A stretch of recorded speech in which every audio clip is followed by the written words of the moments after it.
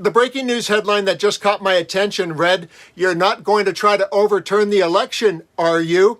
In a minute, I'll share who said it. Hint, he's a familiar thorn in the side of MAGA politicians, who he said it to, and the blow-by-blow recap of the revealing conversation they had. Years ago, I had a very wise writing mentor who always used to say, "Dan, the question mark is more powerful than the exclamation point. All reporters have to do is ask a question and watch politicians squirm, deflect, and pivot."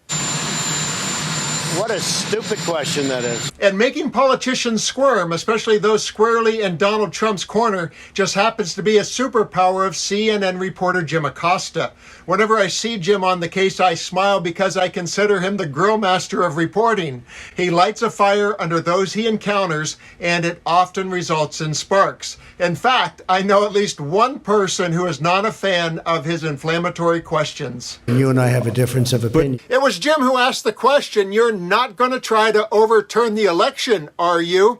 He asked it of Brian Schimming, the chair of the Wisconsin Republican Party, host of the upcoming Republican National Convention in Milwaukee. This first clip reveals that the chairman must have gotten some media training as a Trump surrogate, because he lands a well-rehearsed talking point after the pleasantries before Jim Acosta even asks a question. Mr. Chairman, thanks very much for joining us. How's the convention looking next week?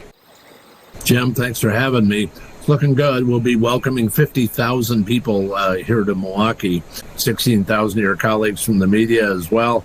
And so it's looking very, very well. The preparation, we had RNC meetings, as you know, Jim, here in Milwaukee this week.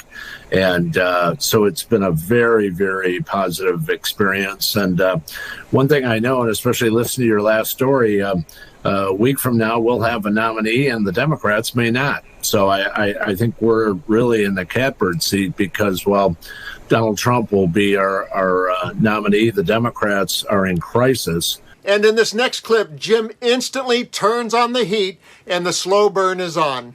Well, let me ask you, Mr. Chairman, we just mentioned this a few moments ago, 7 battleground states, including Wisconsin, are sending fake electors to the convention next week. Do you endorse that? So our electors, we had folks that in Wisconsin, we elect our delegates and alternates kind of half by district and half on a statewide list. And so these are folks who are good Republicans, and they have been for years. And so we don't see a situation where there's a conflict with that. And I know there are a couple there. I'm not aware of how many are in other states. But these are folks who have been Republicans for years, or local activists or volunteers. So they'll be part of the delegation. Did you hear that? Jim Acosta said fake, and Mr. Schimming didn't even dispute it. His response was, "These folks are good Republicans." Okay, Chairman. But Acosta was already setting the groundwork for the questions to come because he knows Schimming is tangled in the big lie from the last election. And I did want to ask, you are mentioned in that indictment down in Georgia, and you were saying a few moments ago you didn't want to talk about the electors. But, I mean, can you tell the people of Wisconsin whether or not you regret being involved in that process? Should you have been involved in that process?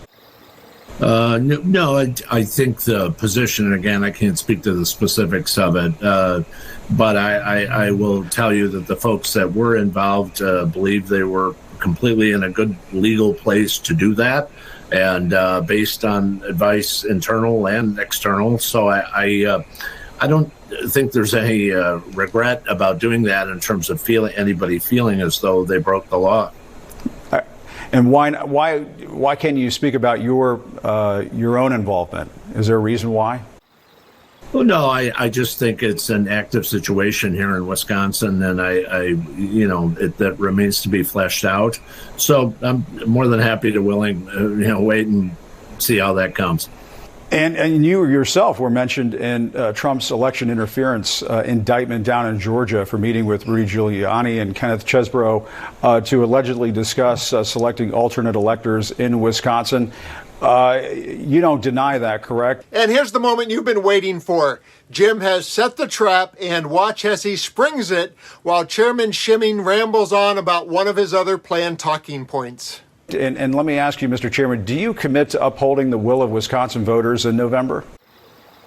So as we look at this issue, and I won't get into the electors issue, but I will say, thanks to the election integrity efforts that we have going on here at the Republican Party of Wisconsin, we're confident that we'll be able to trust the results on Election Day, regardless of who the winner is. One of the things that we've done here at the State Republican Party is that we recruited 5,500 poll workers last year by November. In Wisconsin, by statute, you have to recruit poll workers the year before the election. But you're not going to try to you're not going to try to overturn the election results again if you come up short, are you?